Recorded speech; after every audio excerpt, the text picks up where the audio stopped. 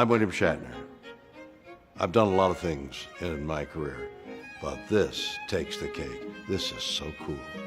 You, Samantha, today it's all about you. You got married. You got married. It's exciting. It makes me want to celebrate. Makes me want to get up out of this chair. Makes me want to sing. Makes me want to dance. Makes me want to shout. Kick my heels up. Throw my hands up. Toss my head back. No, really, people should be shouting your name in the street. Come on now, sing that song. Sing it out loud. I want to celebrate. Put it up in lights.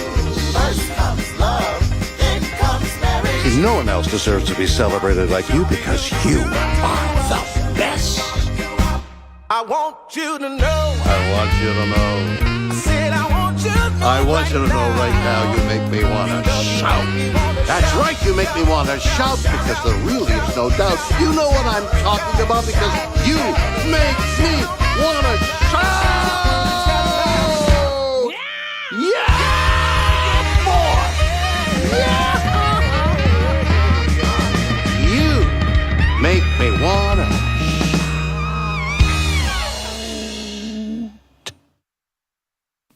Okay, so now that we have your attention, this is a story of Mark and Samantha, or as our friends and family call them, Marmantha Killanueva.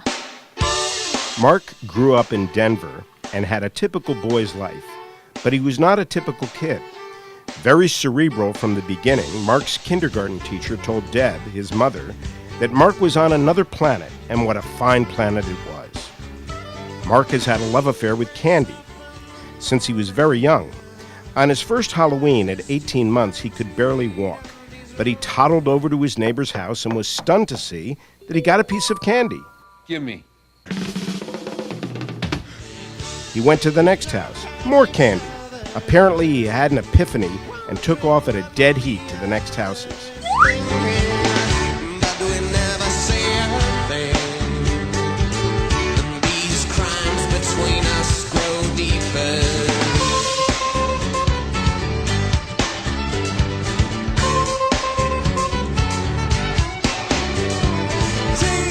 In high school, Mark liked rugby, wrestling, judo, and lacrosse. He was athletic, but he got hurt a lot. And he was always in the danger zone. Seriously, Lana, call Kenny Loggins, because you're in the danger zone. From Top Gun. Just be careful. He ended up with a few broken bones and a few broken noses, resulting in his being able to choose the nose he wanted for the rest of his life. While Mark was busy breaking his nose, Samantha was spending her childhood in Washington, Chicago, and Connecticut. Sam was always unusually animated and vocal, vying for attention all the time. She always knew where the camera was. She loved to dress up and pose for the camera. She still does. Sam was not a cerebral child like Mark, but she was smart as a whip. Pretty much from the day she was born, Sam loved to sing and perform, and dance and perform, and act and perform. She was tiny but very feisty. It could be dangerous crossing her.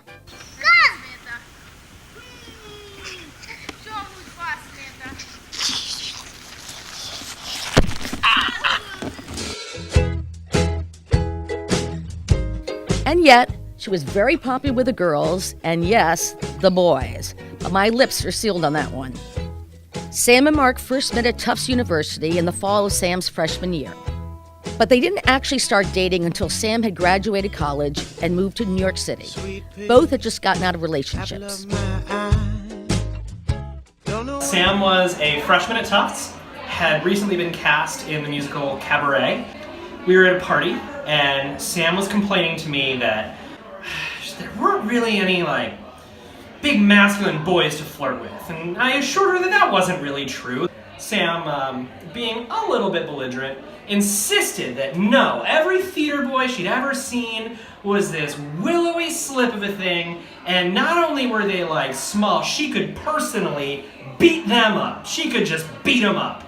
And I started to laugh and said this wasn't true, and she said, okay, all right, I'll make you a deal.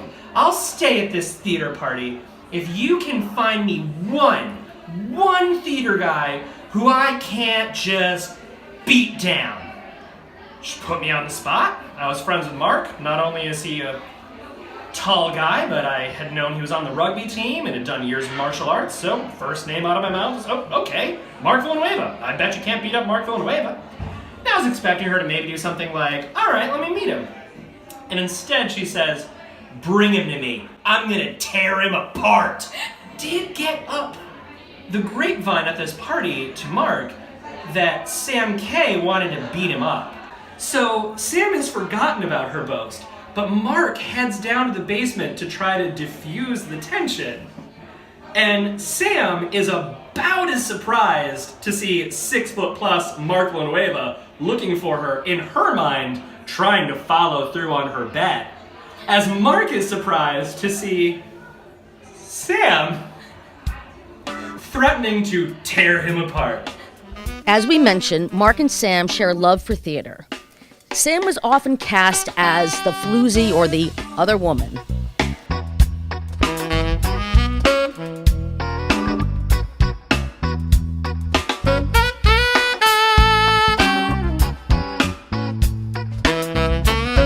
And in her freshman year, Sam played a Nazi whore in Cabaret.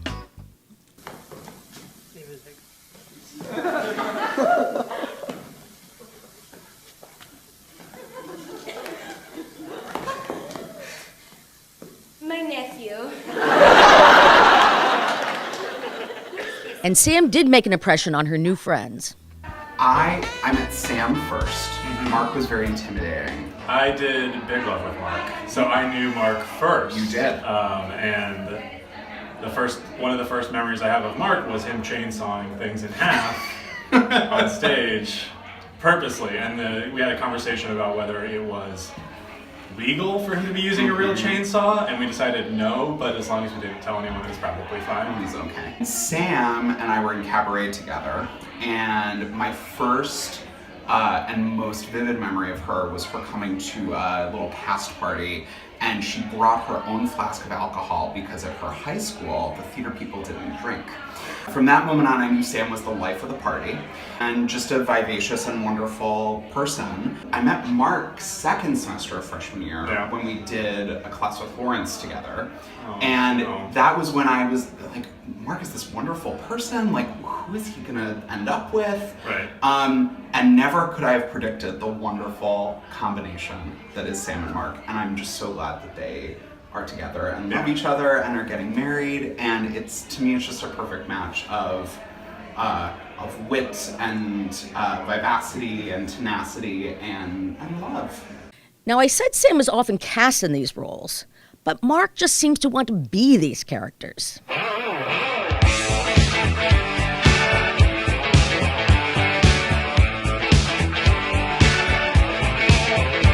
Actually, Sam and Mark have a lot in common. Bacon, for one, and their voices, for instance. The first time I met Mark, we were drunkenly playing a board game, and I thought, how could anyone be this loud? And then I met Sam. The first time I met Sam, I thought, there is no one in the world who could be worthy of this beautiful, perfect woman. And then I saw Mark, and it all made sense. We love you guys. They also share a love of alcohol. When it comes to food, Sam goes for salty and Mark likes sweet. Well, we've all known Sam and Mark are a really good pair for a while, but one of my favorite stories a few years into their relationship when it became really clear was one night we were all drinking martinis and playing some kind of board game. Shocking, I know. And Mark wanted to see if Sam really wanted the martini for the martini or because she liked the olive juice in it, because we all know Sam's an olive and salt monster. So he made a water martini and made it extra dirty and put olives and olive juice and shook it up and made it like he was bartending and served Sam water martinis for the rest of the night, and she didn't notice. And we still talk about it today. Mark is a saver.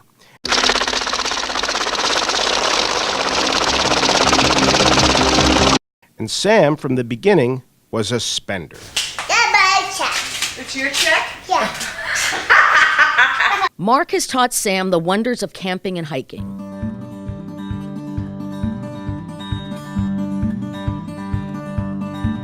He has taught her to love dogs, not cats. Everyone is on the side, then we grew. He hasn't gotten her into extreme sports yet, but give it time. I saw flowers in your hair. He has helped her develop a strong interest in the UFC. Really. Thank you, Mark. Sam has taught Mark to like water sports.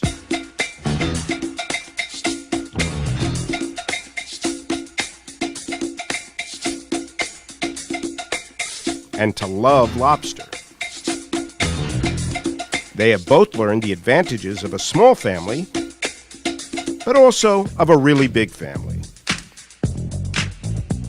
Mark has been on family trips with us and has survived. Our personal favorite is in Scotland when Mark really rocked a kilt, and we had a hard time getting him to take it off. He's had to go along with a lot of crazy things over the years. Our love is alive, way down in our hearts. We are a whole with 6 parts. If you ever need a helping hand, we'll be there on the double, just as fast as we can. Don't you know that there ain't no mom who gives as much? He's been a good sport. Who cares as much? Sam and Mark have melded together their different Tufts friends. Mark's and Sam's high school friends and Mark's Columbia Business School friends. But Tufts has had the biggest impact on their lives. Raise a mighty score today. Lister down the field and never you. Brown and blue for hammer them hard, boys, and brave. Elephants are their favorite animal, other than Piper. Ah, Piper, the spoiled child of their relationship. The little dog who has made them very happy. She's very patient as they dress her up in all sorts of ridiculous outfits.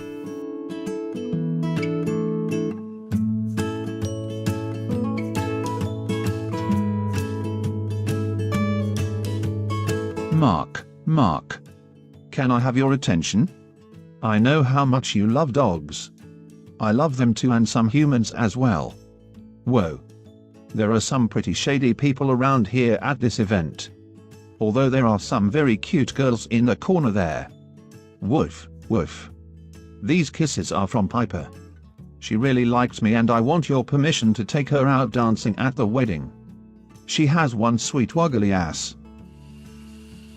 Now that we've gone down memory lane, it is time to look to the future.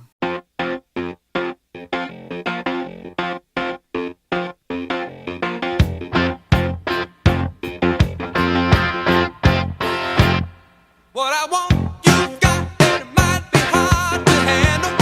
But like a flame that burns a candle, the candle feeds the flame. Yeah, what I got, full stock of thoughts and dreams to scatter. But Mark, I just want you to get a taste of what you are in for if your kids are anything like Sam.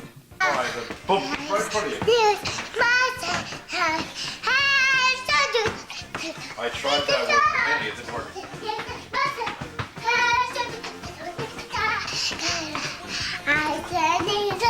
So good luck with that.